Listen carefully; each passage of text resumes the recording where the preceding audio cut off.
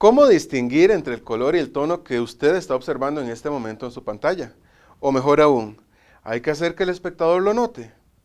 Que lo note sí, que lo entienda posiblemente no, pero para que el espectador lo note, usted sí tiene que entender la diferencia para que pueda aplicarlo. Cuando hablamos del tono, no hablamos de alegría, de melancolía o de ningún otro tono emocional, sino de intensidad lumínica de un objeto. La nitidez o brillo de un tono lo da la cantidad de luz o el tipo de luz que estamos utilizando para iluminar una escena. La armonía entre los tonos dirige la mirada del espectador al área más brillante, siendo esta la que más llama la atención. Por ejemplo, observe esta imagen. Todos los elementos del fondo tienen tonos afines y el brillo principal se concentra en la protagonista. Cuando alguien mire esta imagen, se concentrará en la protagonista. Quiero que observe en esta imagen dos cosas. Primero, que es a color. Segundo, que la armonía de los tonos destaca a la protagonista, dirigiendo la mirada del espectador hacia ella. Además de dirigir la mirada, el uso de tonos también puede afectar el sentido emocional de las personas. Podemos utilizarlo para generar tensión o tranquilidad. ¿Cuál es el tono que más destaca en San Valentín? Es el rojo, ¿cierto? Esto es porque lo asociamos con el amor y con la pasión. El tango está cargado de estas emociones. Observe cómo lo utiliza en esta producción para trabajar en el espectador el nivel emocional.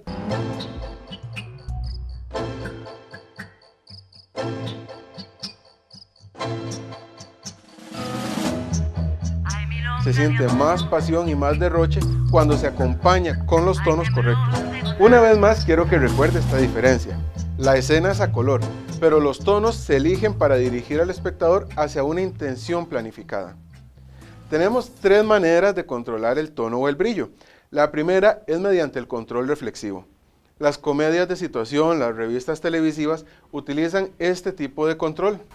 Esto para evitar problemas técnicos porque son grabadas con varias cámaras y el decorado está iluminado de manera uniforme para que los actores puedan moverse dentro del escenario con total libertad. Cuando una producción necesita tener apariencia luminosa, eliminamos los elementos oscuros y los sustituimos por algunos que tengan más brillo. De esta manera enriquecemos la producción. Una producción de este tipo entiende que debe existir la misma cantidad de luz en todas partes, porque la escala de grises quedará fijada por el brillo real de los objetos, no por la luz que se está utilizando.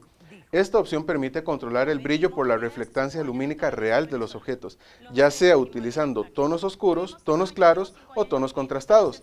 En el control reflexivo hay iluminación plana y carente de sombras. Esto quiere decir que el control de los tonos se pone en manos del director artístico y del diseñador de vestuario. Si el decorado tiene color oscuro, el vestuario aparecerá más claro. Para conseguir un tono contrastado, combine la presencia de objetos oscuros y brillantes en la imagen. El siguiente control se llama incidental. El cine negro y las películas de terror o suspenso utilizan este tipo de control.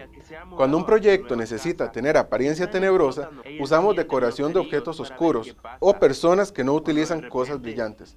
También se eliminan todos los elementos que den luz al plano. Un actor generalmente no utilizará ropa blanca, pero sí gris o negra en este tipo de producción con este tipo de iluminación. Las escenas quedarán oscuras porque todo lo que sale también lo es. Este tipo de control hace que las personas estén más pendientes del audio y de los efectos sonoros que de la imagen, porque no se puede ver todo lo que está apareciendo en la escena. En control incidental, la escala de grises se determina por la cantidad de luz que incide en los objetos de la imagen. Mediante el control incidental, es posible hacer que un objeto brillante aparezca oscuro y que uno oscuro aparezca brillante según lo iluminemos. Una pared puede estar ahí y posiblemente no se vea porque no está iluminada. El tercer tipo de control es la exposición. La exposición la trabajamos directamente en la cámara mediante el ajuste del diafragma. Podemos hacerlo de forma manual o de forma automática. Así podemos lograr que un tono tenga más brillo o se vea más oscuro. Nótelo en este momento. La cámara está programada con un ajuste de diafragma para conseguir que usted en su pantalla observe estos tonos que están planificados. A partir de este momento le voy a pedir al compañero de cámaras que comience a cerrar el diafragma para que usted note cómo se cierra la iluminación. ¿Sí lo nota? Ahora le voy a solicitar que abra el diafragma más allá de la programación inicial para que note que la cantidad de luz que está entrando casi puede borrarme el plano. Mientras regresamos a la programación original del diafragma, les comento que vamos a hablar de coincidencia y disparidad. Este concepto se refiere directamente a la relación entre la organización de tonos del plano y el sujeto principal. La coincidencia de tonos permite que los sujetos salten a la vista y sean fácilmente percibidos por el espectador.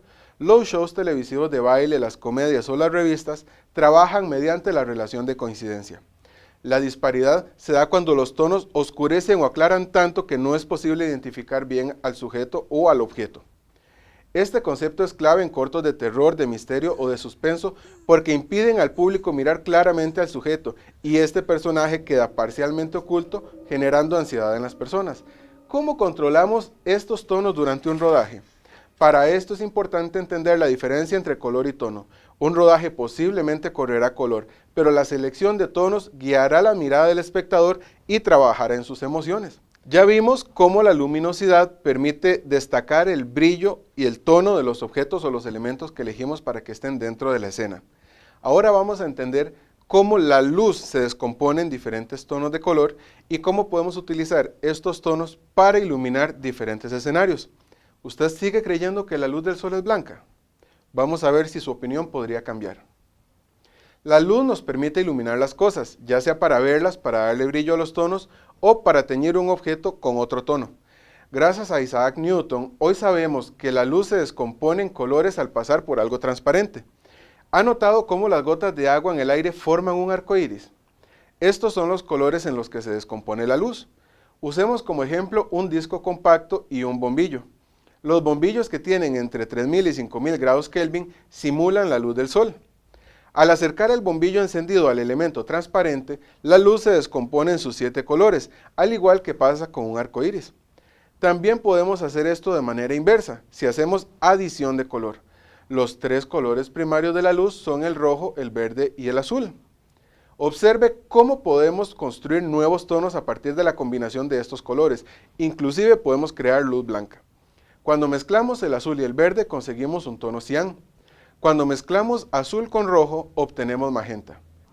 El cian, el magenta y el amarillo son los 3 colores secundarios de la luz. Al mezclar los 3 primarios nos da como resultado luz blanca. Esto se llama adición de color. Cada emisor de luz está influenciado por proporciones cromáticas diferentes. Véalo en este ejemplo. La luz de una vela está influenciada principalmente por luz roja. Las bombillas entre 2000 y 3000 grados Kelvin están influenciadas por luz amarilla y naranja principalmente, al igual que las bombillas de rodaje. La luz del sol está dominada principalmente por los tonos azules. En fotografía, las luces y los filtros utilizan el sistema de color RGB, o sea, este sistema de color de iluminación. El contrario del sistema de adición, que es este que estamos viendo, es la sustracción de color. La sustracción se basa en la mezcla de pigmentos como pinturas y tintas. Los tonos primarios de la sustracción son el amarillo, el cian y el magenta. Las mezclas de estos 3 tonos dan como resultado el negro. Compruébelo usted mismo.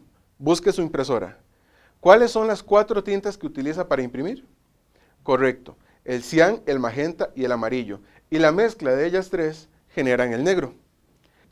Si al magenta le sumo amarillo, construyo el rojo. Si mezclo amarillo con cian, tenemos verde. Si mezclo cian con magenta, conseguimos azul. La mezcla de los colores primarios de la luz genera la relación aditiva, formando luz blanca. La mezcla de los colores secundarios de la luz genera sustracción, formando luz negra. El círculo cromático para uso de tonos de luz tiene 6 matices principales. De ellos, 3 son cálidos y 3 son fríos. El tono de un objeto es perceptible cuando la luz se encuentra influenciada por un 50% de luz y un 50% de sombras. A partir de esta relación, el tono se percibe en su estado puro. Cuando el matiz o tono tiene más influencia de negro, se torna más oscuro, pero si tiene más influencia de blanco, se torna más claro o más brillante. Este efecto se llama brillo. Cuando el tono se dirige hacia los grises, se llama saturación. La saturación hace referencia a la pureza del matiz. Cualquier tono puede quedar desaturado si le añadimos su complementario. Observe este círculo. El color complementario del rojo es el cian. El complementario del amarillo es el celeste. Y el complementario del verde es el magenta. El rojo con el cian se desaturan hasta quedar en grises. Igual pasa con el amarillo y el celeste y con el verde y el magenta. El uso de tonos y colores destaca en el contraste y la afinidad de las tomas. Observa esta imagen. La diferencia de color son de matiz, pero en esta otra los matices tienen mayor afinidad. Quizás sea más fácil entender si hablamos sobre esquemas cromáticos o armonías cromáticas. Existen diferentes maneras de cómo podemos construir armonías utilizando los tonos en el círculo cromático. La primera armonía que vamos a ver es el monocroma. La selección de un solo tono se llama monocroma o armonía monocromática. Este se puede utilizar también con el blanco, que es luz, y con el negro, que es sombras. Recuerde que el blanco y el negro no son tonos, es luz y sombra. Observe cómo el uso del rojo se puede utilizar para generar armonía monocromática en esta presentación.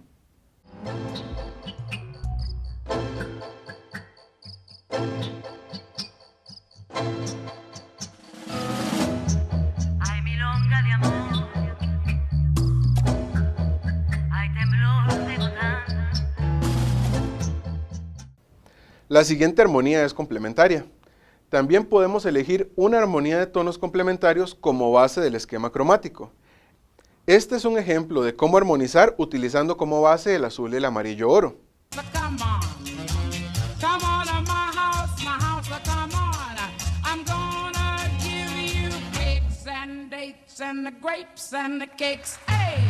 La tercera armonía es la división de complementarios. También se conoce como complementarios compartidos. Esta se construye mediante la separación de uno de los tonos complementarios.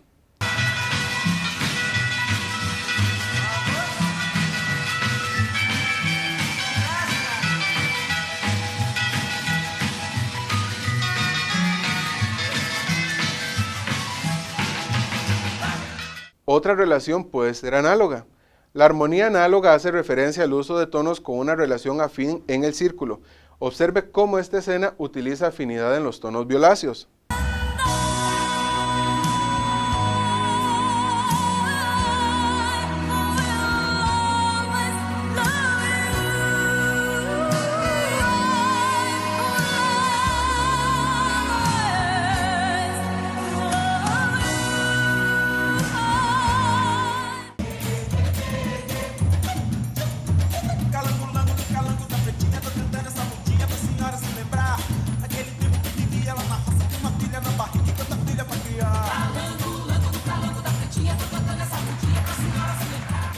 En producción también podemos utilizar filtros para administrar el tono final que queremos conseguir según el tipo de luz que estamos utilizando. ¿Qué son y para qué sirven? Un filtro es un recurso que podemos utilizar en producción para administrar los tonos que va a dar la iluminación. Un filtro se le puede poner a un lente y se puede colocar sobre la fuente de luz. Cuando utilizamos un filtro amarillo podría parecer que la imagen se torna amarilla. Realmente lo que está pasando es que está restando su complementario, que es el azul. Los filtros para hacer fotografías son muy fiables y afectan la imagen de modo específico y predecible. También existen filtros para las fuentes de luz. A estos se les llama gelatinas. Una gelatina se ajusta al sistema sustractivo de color. Las gelatinas de color absorben el tono de su complementario. Ahora vamos a hablar de las actividades de aprendizaje para esta semana. Van a ver la película Kill Bill, la del año 2003. Y van a hacer un reporte del uso de tonos y del uso de la iluminación que ustedes vieron en esta película. ¿Qué pueden identificar? Hagan capturas de pantalla, sea con su computadora o con su teléfono, y van a notar diferentes escenas donde ustedes están encontrando un uso que consideran correcto en cuanto a los tonos, al contraste y a la afinidad, y a la iluminación, y a los tipos de iluminación que estuvimos viendo. Recuerda el trabajo en grupos que hicimos la semana anterior. Esta semana vamos a seguir trabajando en ese proyecto. Ya tenemos un storyboard de líneas y un storyboard de escenas que corresponden a estas líneas. Ahora vamos a crear un storyboard que va a trabajar el contraste y la afinidad de tonos y de la iluminación. Entonces va a ponerse en contacto nuevamente con su grupo y van a incluirle a este storyboard tonos y tipo de iluminación. Recuerde que este trabajo grupal es una práctica muy similar a lo que va a tener que presentar en su proyecto final de curso. Espero que puedan subir el storyboard como toda la semana lo hacemos y nos vemos la próxima semana. Hasta entonces.